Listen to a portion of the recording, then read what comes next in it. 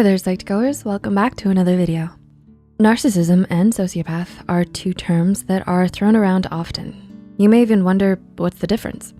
Both conditions come with a lot of stigma, so to understand them better, we will be looking at the differences between them. What is sociopathy?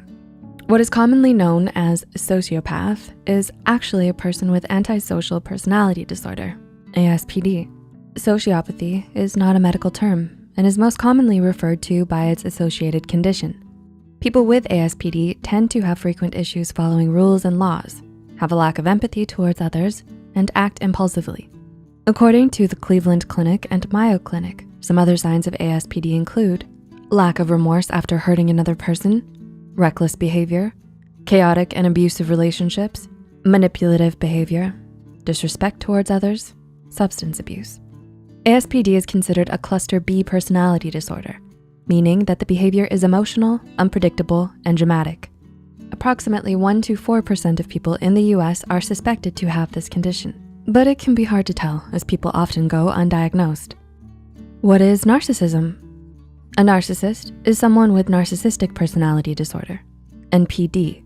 People with this condition tend to think highly of themselves, lack empathy for others, and constantly seek praise.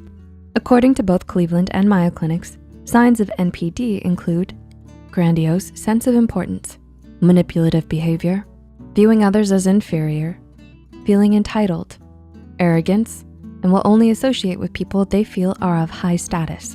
Like ASPD, NPD is also a cluster B personality disorder, and people often go undiagnosed as they do not typically seek treatment. Approximately 5% of the population is believed to have this condition. How are they similar? Symptoms of NPD and ASPD do overlap in many ways. People tend to lack empathy towards others and may take advantage of people to serve their needs.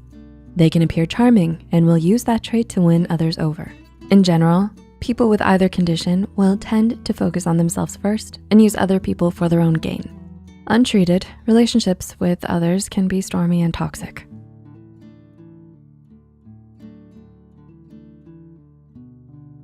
How are they different? One of the biggest differences between the two conditions is how people with NPD care highly about how others view them, whereas those with ASPD don't. People with NPD may work harder to keep marriages and jobs as they're more dependent on their status and need for approval. On the other hand, people with ASPD may leave anything once it no longer serves its purpose. Overall, people with NPD will work to keep gaining admiration, whereas those with ASPD will drift around to fulfill their needs. How are they treated? It's important to know that sufferers of NPD or ASPD are still people. They live with a condition that causes much stress to themselves and the people around them. While many don't pursue any type of mental health treatment or do so because they are forced, both conditions have options for treatment. Generally, they will require mental health professionals that have expertise in the specific disorder. A combination of medication along with psychotherapy are common to help manage symptoms of both disorders. While NPD and ASPD do have their similarities, they are different conditions with different problems and treatments. Remember to reach out to a qualified mental health professional if you're struggling. Getting in touch with the right person can be a great first step to improving your quality of life. What are your thoughts on the topic? What are some more similarities and differences? What have you learned? Let us know in the comments and remember to share with someone who might benefit.